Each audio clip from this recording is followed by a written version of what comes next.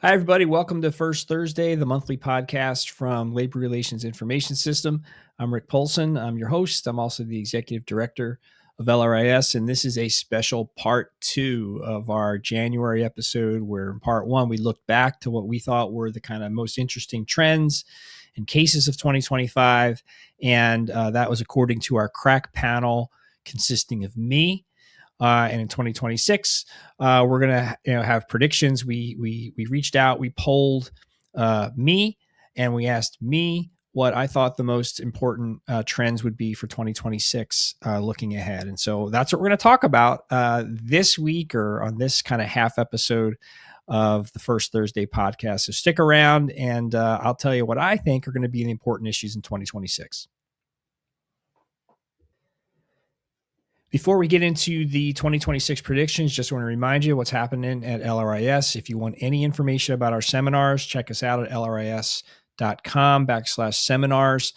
We've got 3 coming up in the first part of 2026. Our Union Leadership Seminar in Nashville from January 28 to 30. And then we have our Collective Bargaining Seminar again at the end of March. Again, going to focus or be back in Nashville, Tennessee. And those dates are going to be March 26th through 28th. Both are going to be at the Sonesta Hotel in Nashville. And then we'll be back in Las Vegas at the Horseshoe in the Paris from June 18th to 20th for our Rights of Police Officers seminar. That's usually a lot of fun. And so hopefully, if you've never been to an LRS seminar, come on out and see us. Those are 3 pretty good opportunities, 2 on the East Coast, 1 on the West Coast. So something that we talk about at pretty much every LRS seminar is the economy, right? What's been happening with the economy? What do we think is going to happen with the economy?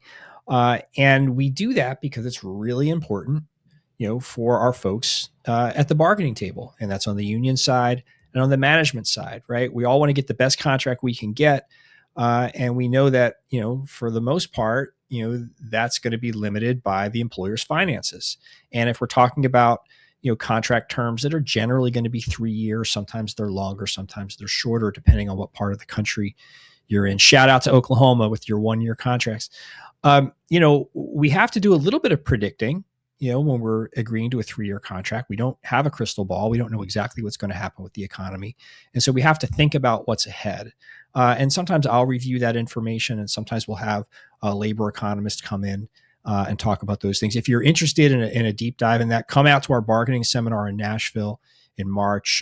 Jeremy Krimmel, a labor economist, is going to be talking about how to look at the economy and how to assess an employer's ability to pay. That's always a really interesting presentation. And so, you get to know, what the things are that are important in making those presentations.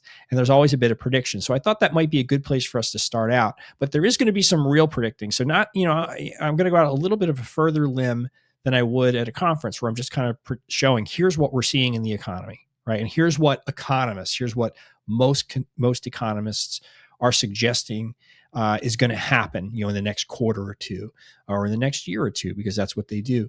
I want to give you my own, personal predictions on that. So, what have we seen with respect to the economy?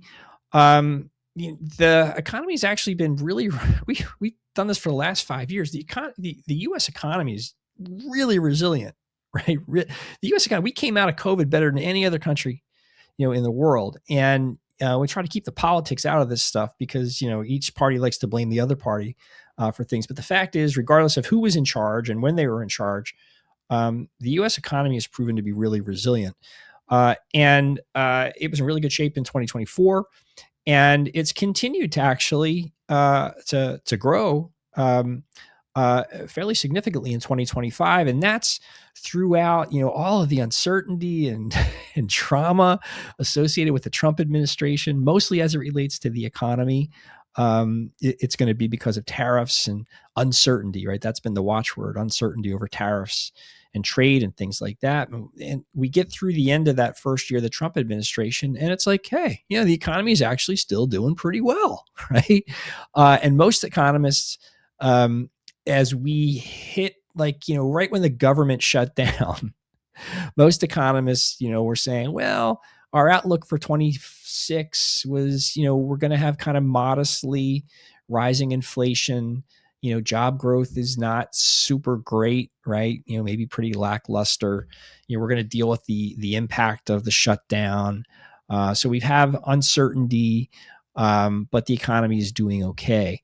And a lot of that of those reports that we got, in the October-November timeframe were to a certain extent, economists were flying blind because they didn't have access to information that the federal government, if it was operational, would be generating and reporting.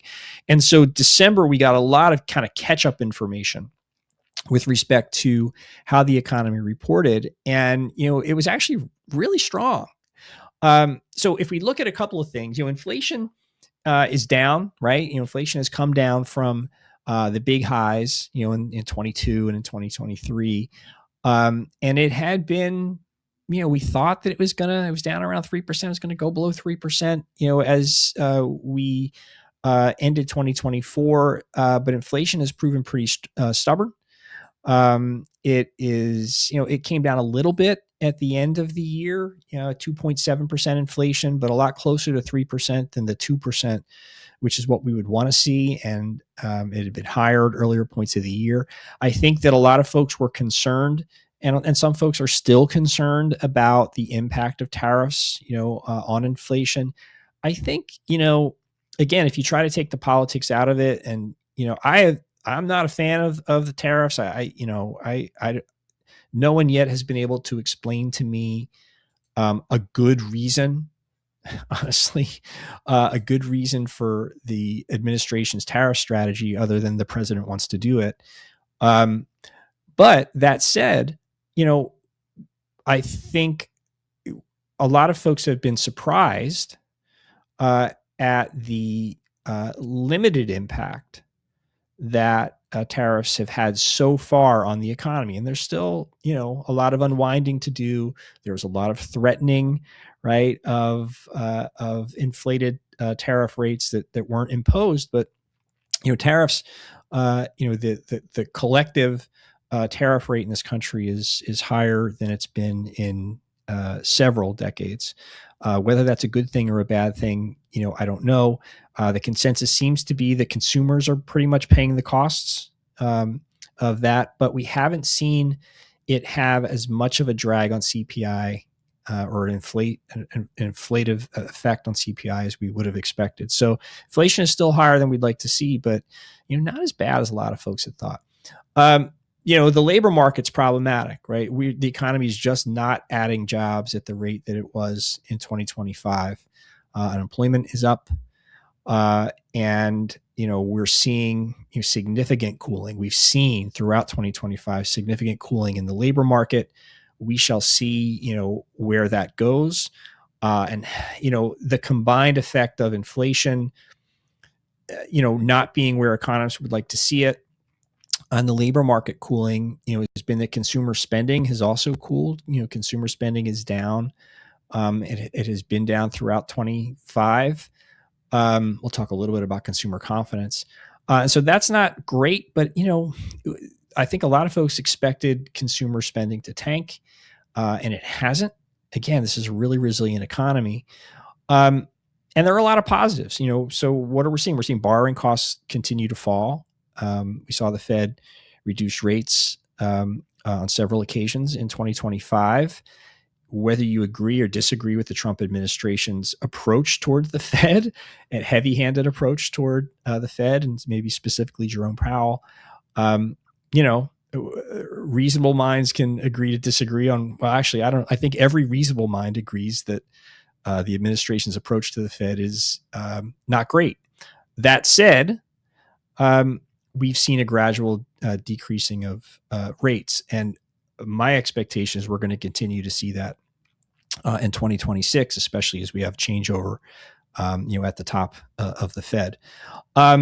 So that's good. The borrowing costs are falling. The stock market had a fantastic year. I think it was up 16, 17% for the year in 2025. So clearly, notwithstanding all of that uncertainty, right, about inflation, uncertainty about trade policy, tariffs, the market generally has liked what it has been seeing with respect to the economy, and certainly the market liked the big tax cut bill that passed in the summer. And then finally, this is probably the most important and surprising economic news that we got in December was the rate of growth in the economy in the third quarter of the most recent fiscal year. And so the economy grew at the rate of 4.3% in the third quarter. Now, this was after shrinking in the first quarter of 2025. And that was the general consensus seems to be that was because employers were importing more to get out ahead of tariffs, right? And so the economy contracted a little bit, but then it rebounded. It grew by 3.8% in the second quarter. Economists were predicting maybe growth around that range again, but it came in at 4.3%, 4.3% in the third quarter, which was really, really strong. And so I think we ended the year in a much better place, I would say, than where most folks expected that we would be. This is my prediction, not the economists' prediction. Economists, by the way, are continuing to predict, steady growth in the economy. There's going to be probably a little more turbulence, a little more uncertainty still around tariffs and tariff policy. What's happening in Venezuela probably isn't helping, with respect to economic outlooks.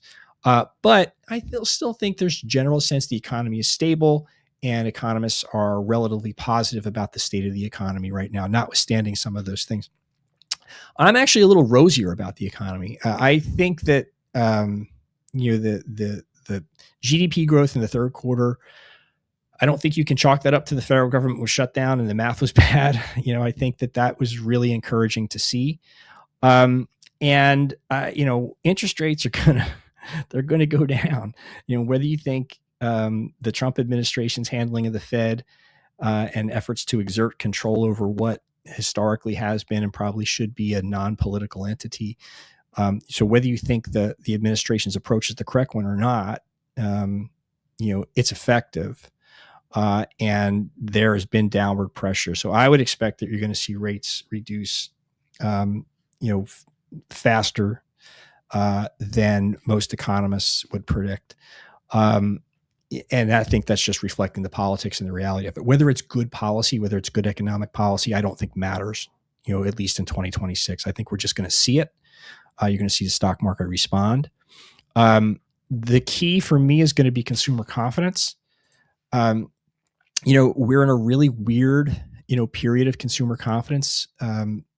Consumers, really haven't recovered from COVID.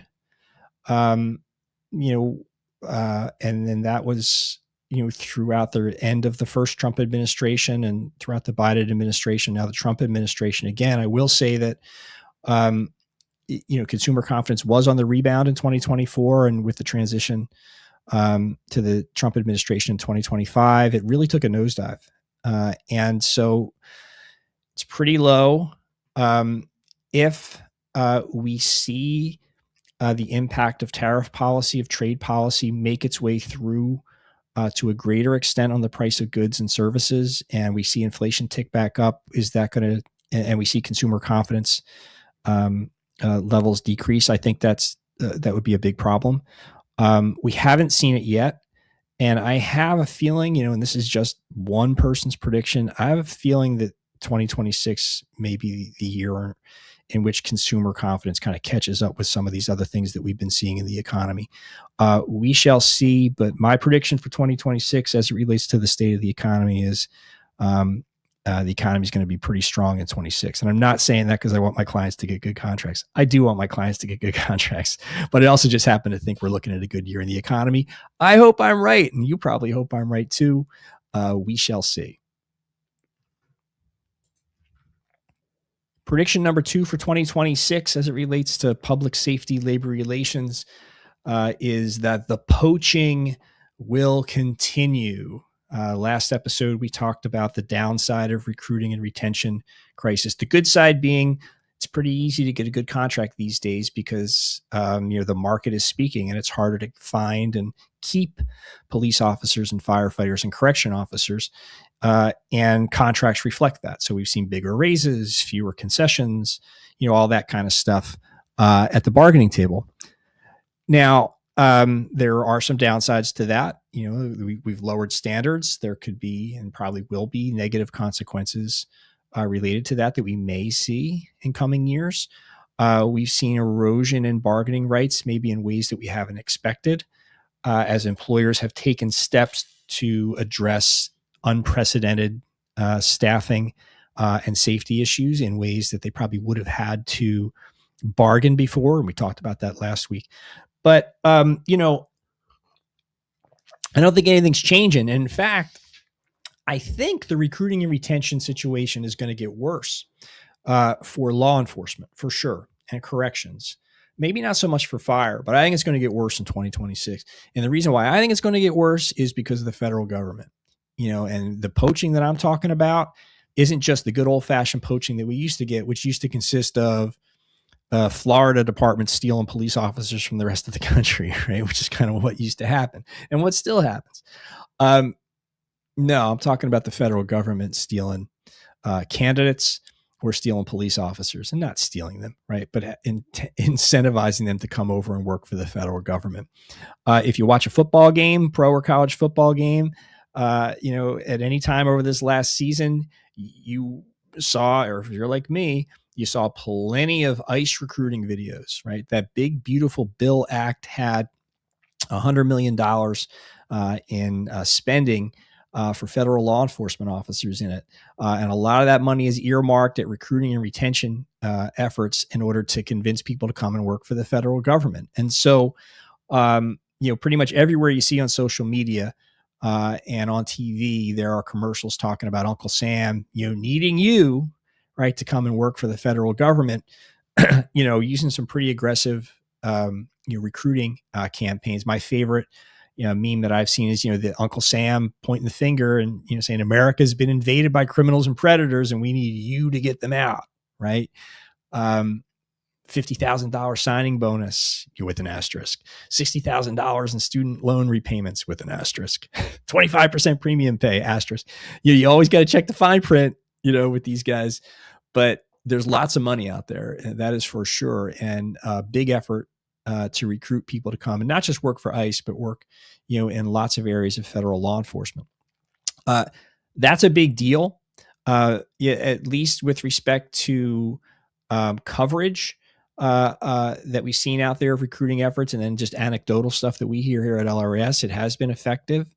Lots of people are looking, for work with respect to the federal government in law enforcement. And so, when you advertise, people advertise for a reason, right? It tends to work. And so we are seeing an uptick. It'll be interesting to see, once we get documentation on the numbers of new folks coming into federal law enforcement and where they are coming from, to gauge the impact at the local level. But I've heard a lot of anecdotal concern at the local level about the federal government, basically looking to steal municipal police officers, or sheriffs, deputy sheriffs at a time when those departments need everybody they can get.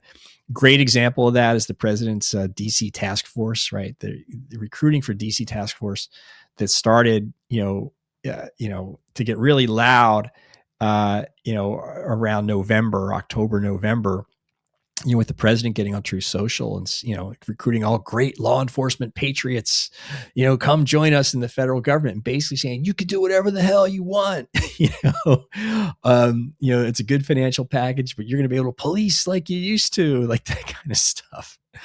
And, that could be red meat, and that could be pretty effective. And with respect to the park police, in DC, I think they offered a $70,000 hiring bonus. And they basically hold out that, we we don't really have a pursuit policy. They're marketing, and recruiting, police officers who may feel like they're limited in the way that they can enforce the law. The federal government is essentially saying, come work for us. The gloves are off. You can do what you want. That's a pretty effective message. Now, I also think it's an overly simplistic, and I would suggest pretty insulting message to law enforcement officers, given the degree of complexity involved in that profession. And it might reflect the view of the administration of law enforcement officers, and that's not a flattering view necessarily. But that said, there's a lot of effort and action and money behind this. And so, I'm not sure how the park police has been doing with respect to that effort, but there's a ton of money there. The Secret Service is the most recent agency to highly publicize its outreach. They're looking to expand by 20%, over the next 3 years. And they know that's going to be a real tough thing to do. That's a unique, agency to recruit for, given the travel requirements. They are in the midst of their own very real staffing crisis. And they're saying, not only are we going to, maintain, we're going to grow by 20%. Well, where are these folks coming from? Right. If they're not coming from outside of law enforcement, they're coming from municipal police departments. And that's going to be a problem. We already know about ICE, tons of money with respect to ICE's recruiting.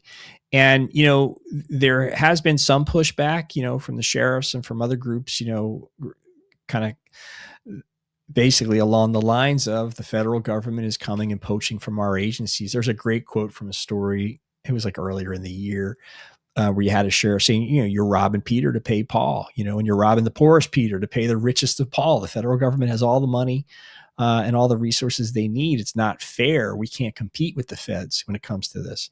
And it's a really different approach than what we saw back in the 90s with the COPS program, right? You could make a lot of comparisons to what we're seeing in the country today, as it relates to what we saw with respect to crime, in the 90s, and an increased attention and demand by the public for safer communities, and more police officers. And, Clinton ran on that, right? He's a new kind of Democrat. He's a law and order Democrat. Aside from the politics of that, the reality was that the federal government spent its money to provide more local police officers, right? So it was federal money funding local municipal police officers. And of course, they did the same thing with safer money for firefighters. This is essentially the same thing. And, a similar investment in law enforcement. What is the federal government doing? They're saying, no. We're not going to let you city police departments, spend money the way that you want to spend it. We're going to have people come to us, work for us, build a big federal law enforcement agency. And then maybe we'll go to your city and we'll supplement, maybe whether you like it or not, we might do that. And so it's not just money, it's control. That's a very different approach than we've seen prior administrations take. And it's certainly not going to make recruiting efforts and retention efforts at the local level more successful. Now, the good news, I guess, for local unions at bargaining tables is it probably is going to make the recruiting and retention issue in law enforcement, worse, and that's going to give you a stronger hand at the bargaining table. So sometimes bad news is good news. That's my prediction anyway. It's going to get worse before it gets better, if it gets better, and we're just going to have to see what happens with the feds in 2026. Okay, prediction number 3 has to do with what we're going to see in the courts, and specifically what we should expect to see with respect to equal employment litigation, mostly in federal courts in 2026. I think we're going to see a real change. We've already seen a change start, and I think the rubber is going to meet the road in 2026. By way of background, if we're going to talk about legal standards, we can talk about the biggest court in the land, the highest court in the land, anyway, the Supreme Court, led by Chief Justice John Roberts. The Roberts Court, during the Chief Justice's tenure, has really changed the direction of the Supreme Court as it relates to general employment and other equality issues. And the one quote from Justice Roberts from a case decided in 2007, is what just comes up again and again and again.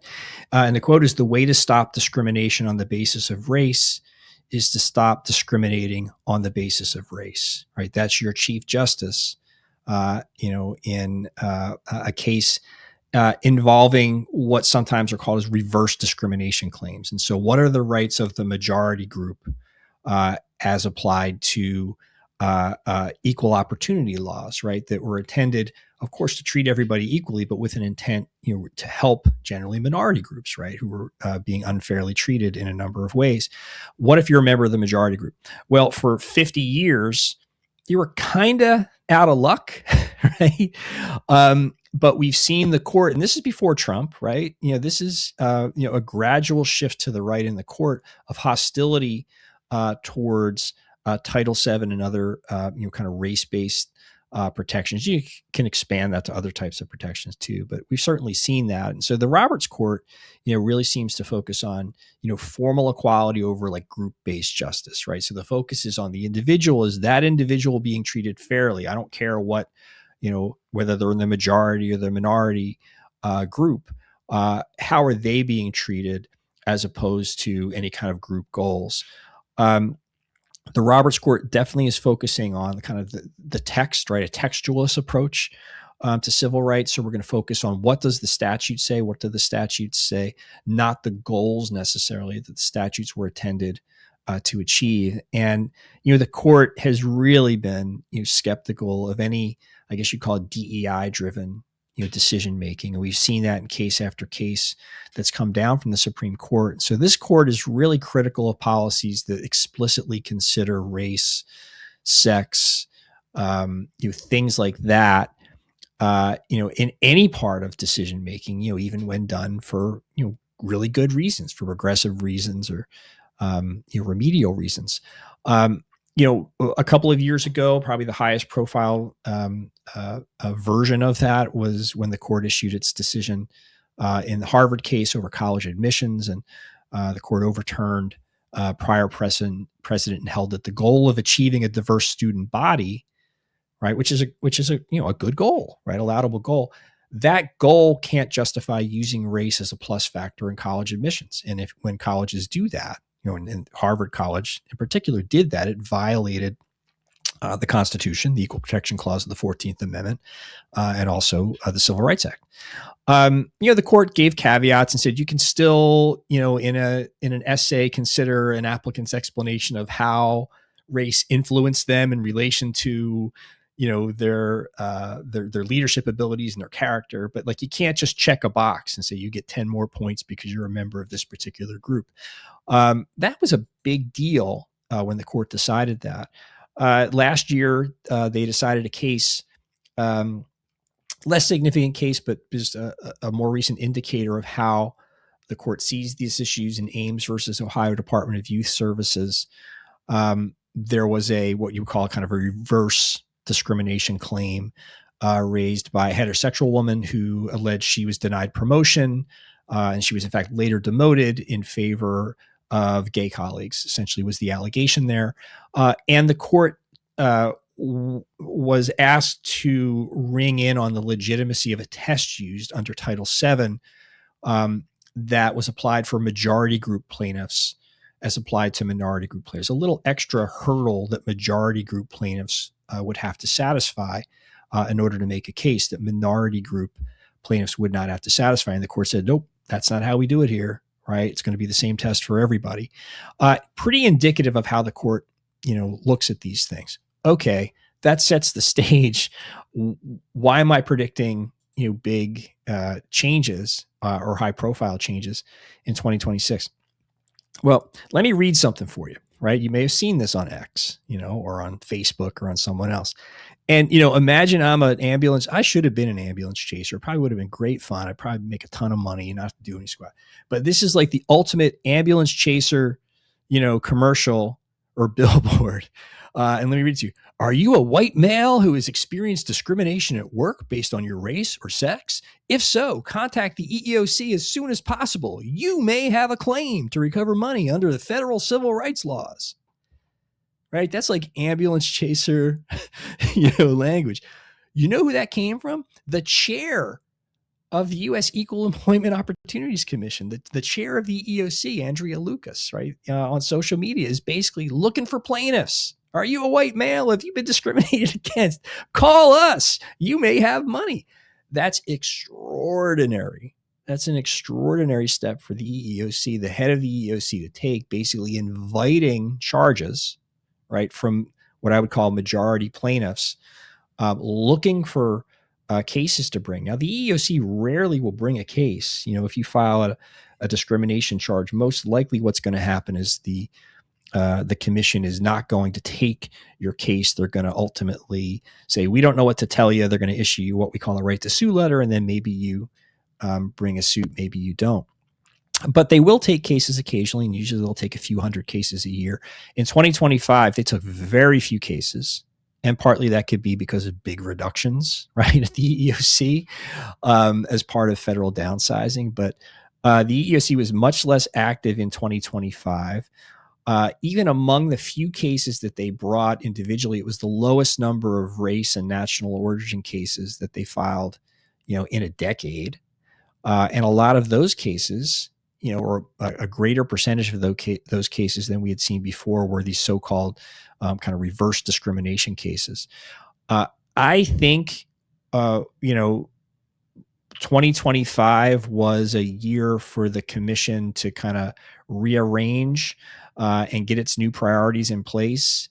And what we started to see and what we're starting to see on social media from the EEOC, and this started in December, is going to continue through to 2026. They're going to be very active. They're going to be looking for excuses to sue employers, to challenge what they would call DEI policies. And I'll note that in April of 2024, the administration issued an executive order specifically, I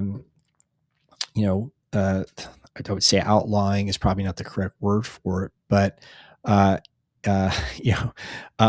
seeking the elimination of any and all DEI programs in law enforcement agencies, right? And so, if you're working in a law enforcement agency and you believe that, you're concerned about promotional policies or the way that assignments are made or things along those lines, and you go to the EEOC, you're going to have a much friendlier organization there waiting for your complaint than we've ever seen. And so that's a real sea change. And another change that we saw the administration issue was a decision that the EEOC was no longer going to pursue what we call disparate impact claims. And disparate impact claims, a disparate impact discrimination claim is a type of claim where you have a policy that is facially neutral, right? You have a test, right? Everyone takes the same test. Or you have a physical agility or ability test, right? It's the same test that everybody takes. But, when you apply a neutral policy and you look at the outcomes, it can have a discriminatory outcome. You can have a test that's drafted in a way that certain people are more likely to fail than others. That's the gist of it, right? I don't need to get into the science behind that. And the existence of disparate impact discrimination claims, can be traced back to a Supreme Court case from 1971, Griggs versus Duke Power. So this is a pretty big deal, a longstanding policy that the EEOC would pursue disparate impact. And the federal government said, nope, doesn't exist anymore. It never happened. There is no such thing as disparate impact. And if you give a test and white candidates do worse than black candidates or black candidates do worse than white candidates, we don't care, right? As long as the test is on its face neutral, we don't have a problem with it. What does that mean if you have physical ability tests, right? That might have a disparate impact on female candidates as opposed to male candidates. We don't care, right? The EEOC doesn't have a problem with that stuff anymore. That's a big deal. That's a sea change. And so I think what we're going to see in 2026, and whether it's a good thing or a bad thing, I have no idea, but it's a change.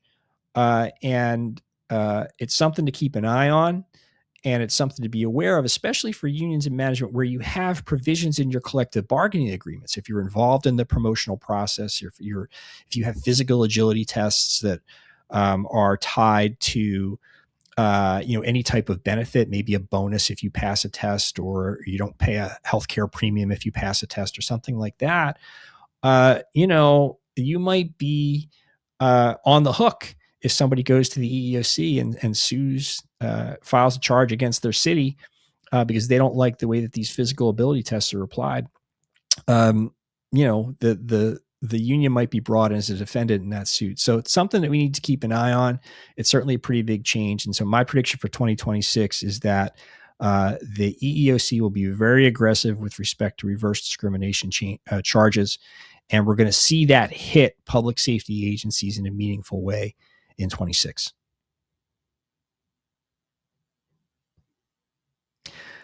Okay, that's it. That's 3 predictions for 2026. The economy is going to boom. The federal government is going to steal law enforcement officers from local agencies. And there are going to be big changes with respect to any equal employment opportunity things, at least as far as the federal government is concerned. Talk to me next January and let me know if I was right or wrong. If you agree, disagree with any of this kind of stuff, just shoot us an email. Give us your comments at info@lrs.com. If you like what you hear, or if you don't like what you hear and you want to listen to it again, just like or follow, share the podcast. The more the merrier as far as we're concerned. That's it for January. I'm Rick Polson signing off. I hope everybody has a safe month, and we'll talk to you again in February. Thanks a lot.